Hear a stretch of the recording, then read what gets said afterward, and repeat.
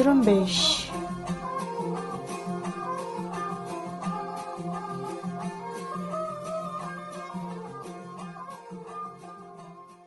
یہ ریڈیو زرمبش اردو کی آواز ہے۔ آج 5 اگست جمعرات کا دن اور سال 2021 ہے اور میں ہوں آپ کی میزبان سارن بلوچ۔ ریڈیو زرمبش کے آج کی نیوز بلیٹن میں بلوچستان سمیت علاقائی و عالمی خبریں شامل ہیں۔ سب سے پہلے پیش خدمت ہے بلوچستان سے متعلق خبریں۔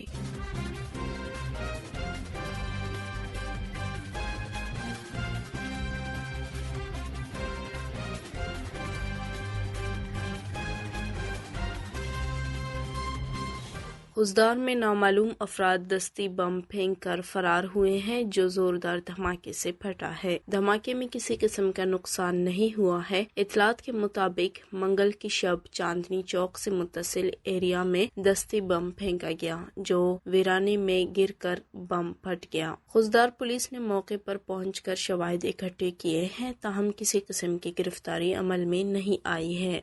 بلوچستان لبریشن فرنٹ کے ترجمان میجر گوہرام بلوچ نے کیچ میں قابض پاکستانی فوج پر ایک حملے کی ذمہ داری قبول کی ہے اور کہا ہے کہ منگل کی شام 6 بجے BLF کے سرماچاروں نے سامی کے علاقے اومری کوہن میں چین پاکستان اکنامک کوریڈور روٹ کی حفاظت پر معمور قابض پاکستانی فوج کی چیک پوسٹ پر اسنائپر رائفل سے حملہ کر کے ایک اہلکار کو ہلاک کیا۔ میجر گوہرام بلوچ نے مزید کہا ہے کہ قابض فورسز اور ان کے معاونت کاروں پر حملے مقبوضہ بلوچستان کی آزادی تک جاری رہیں گے۔ پنجگور میں ٹرک الٹنے سے ایک شخص ہلاک اور 6 زخمی ہوئے۔ حادثے کا شکار ہونے والے تمام افراد کا تعلق خاران سے ہے۔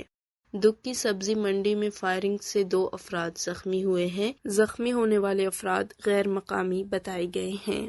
بلوچ یکجہتی کمیٹی کے ترجمان نے گزشتہ دنوں سنگ آباد سے غلام جان کو جبری طور پر لاپتہ کرنے اور دوران حراست انہیں بہیمانہ تشدد سے شہید کرنے پر شدید تشویش کا اظہار کرتے ہوئے کہا ہے کہ بلوچستان میں سیکیورٹی فورسز کے غیر قانونی، غیر آئینی اور ناانصافیوں پر مبنی کارروائیاں جاری ہے جس سے بلوچستان کا ہر گھر متاثر ہو چکا ہے۔ انہوں نے کہا کہ غلام جان کو اغوا کرنے کے بعد سیکیورٹی فورسز نے جس طرح کی اذیت دے کر شہید کیا اس کی آج دنیا میں شاید ہی کوئی مثال ملتی ہو۔ ترجمان کے مطابق دماغی طور پر معذور غریب آدمی کو گھر سے بلا جواز اٹھانا اور بعد ازاں انہیں وحشیانہ اذیت دے کر شہید کرنا ہمارے ان دعووں پر تصدیق کرتا ہے کہ بلوچستان میں سیکیورٹی فورسز سنگین جرائم میں ملوث ہیں اور ان جرائم کا دائرہ کار روز بروز بڑھتا جا رہا ہے۔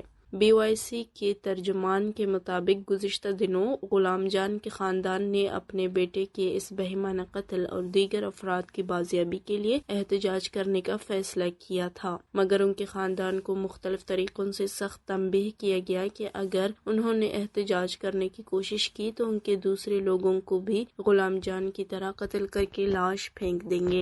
متحدہ ماہی گیر گوادر MMG نے چینی ٹرالروں کو گوادر سے نکالنے کا مطالبہ کیا ہے۔ اطلاعات کے مطابق متحدہ ماہی گیر گوادر MMG کے نمائندوں نے منگل کے روز ڈپٹی کمشنر گوادر عبدالکبیر زرغون سے ملاقات کی اور کہا کہ چائنیز ٹرالروں کی موجودگی کی وجہ سے ماہی گیروں کی بے چینی میں اضافہ ہو رہا ہے۔ انہوں نے مطالبہ کیا کہ ان ٹرالروں کو ضلع بدر کیا جائے تاکہ ماہی گیروں میں پیدا شدہ بے چینی کا خاتمہ ہو سکے۔ نمائندوں نے ڈپٹی کمشنر سے یہ درخواست کی کہ سمندری حیات کو نقصان پہنچانے والے سندھ کے ٹرالروں کے خلاف بے بھرپور کارروائی عمل میں لائی جائے۔ انہوں نے کہا کہ غیر ملکی ٹرالرنگ کی وجہ سے سمندر میں مچھلی ناپید ہو رہا ہے اور ماہی گیروں کے چولہے بجھ گئے ہیں۔ اوسطا محمد شہر کے مختلف علاقوں میں ڈاکوؤں نے گن پوائنٹ پر 4 ہندو تاجر کو لوٹ لیا ہے جس کے خلاف تاجران رحیم آغا گروپ کے صدر عبدالجبار دنیا اور ہندو برادری کے مکی نانک سنگھ کی قیادت میں بدامنی کے خلاف شہر میں مکمل شٹر ڈاؤن ہڑتال کی گئی اور تمام کاروباری مراکز بند کیے گئے جس کے بعد سٹی پولیس تھانہ اوسطا محمد کے سامنے احتجاجی مظاہرہ کیا گیا جس مظاہرے میں پولیس انتظامیہ کے خلاف شدید نعرے بازی کی گئی۔ مظاہرین کے مطابق آئے روز گن پوائنٹ پر تاجر برادری سے نقدی، قیمتی موبائل اور موٹر سائیکل چھیننے کے وارداتوں میں اضافہ ہو رہا ہے۔ انہوں نے پولیس سے عوام اور تاجروں کا تحفظ دینے کا مطالبہ کیا۔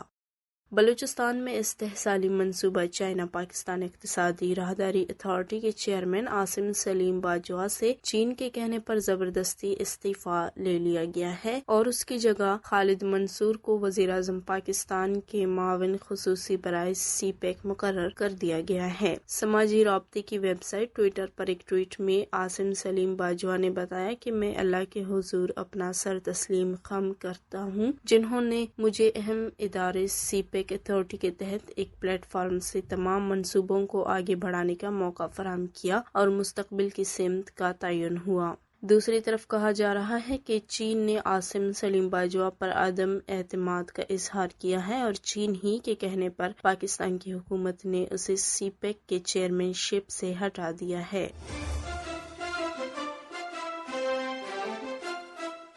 یہ تھے بلوچستان سے متعلق خبریں۔ اب علاقائی اور عالمی خبریں پیش کر رہے ہیں خلیل بلوچ۔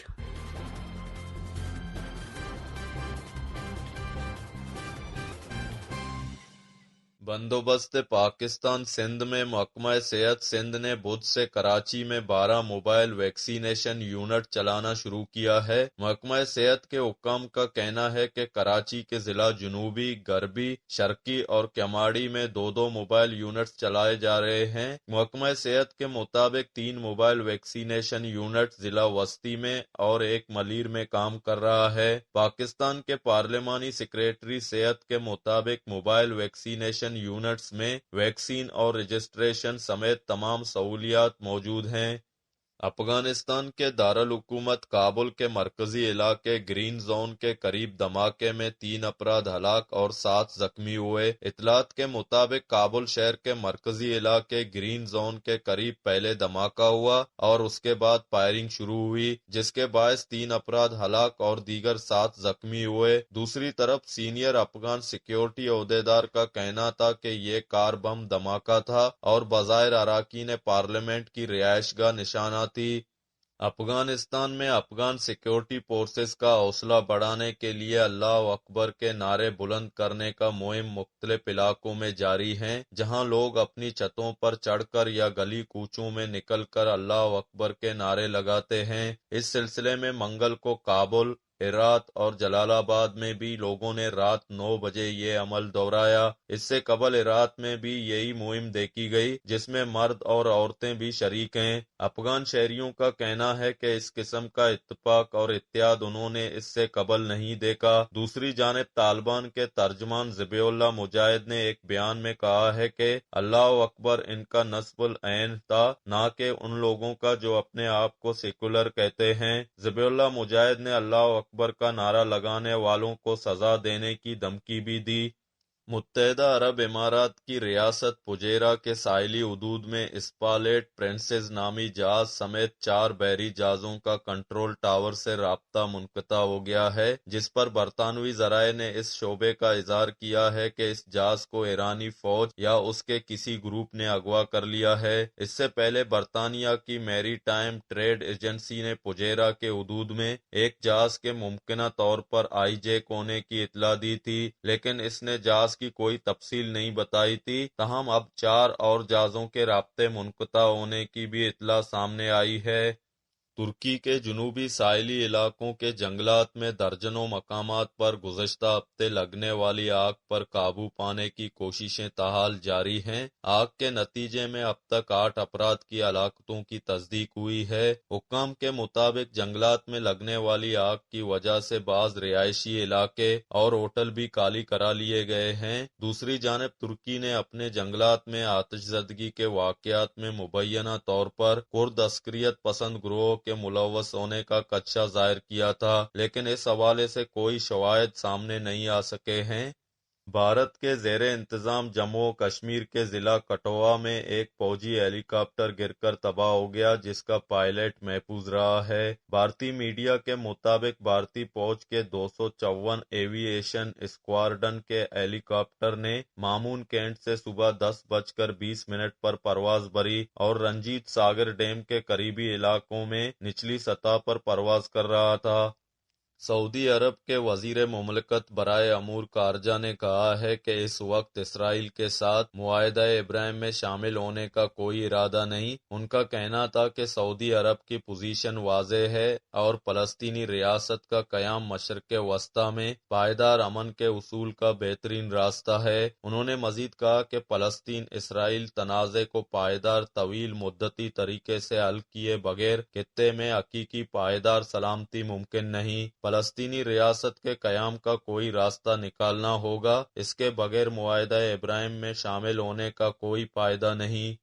امریکہ میں رواں برس جنوری میں دارالحکومت واشنگٹن ڈی سی میں کانگریس کی بلڈنگ پر ہجوم کی چڑھائی پر کارروائی کرنے والے مزید 2 پولیس اہلکاروں نے خودکشی کی ہے۔ میٹروپولیٹن پولیس ڈپارٹمنٹ نے پیر کو جاری ایک بیان میں بتایا ہے کہ رواں برس 6 جنوری کو ہونے والی ہنگامہ آرائی پر کارروائی کرنے والے ایک اور اہلکار نے گزشتہ ہفتے خودکشی کر لی تھی۔ میٹروپولیٹن پولیس افسر گینتر اشیدہ جمعرات کو اپنے گھر میں مردہ پائے گئے تھے۔ گینتر اشیدہ کانگریس کی بلڈنگ میں ہنگامہ آرائی پر کارروائی کرنے والے تیسرے اہلکار ہیں جنہوں نے مبینہ طور پر خودکشی کی ہے۔ اسی کے ساتھ ہی آج کی نیوز بلیٹن کا اختتام ہوتا ہے۔ سارن بلوچ کو اجازت دیجیے۔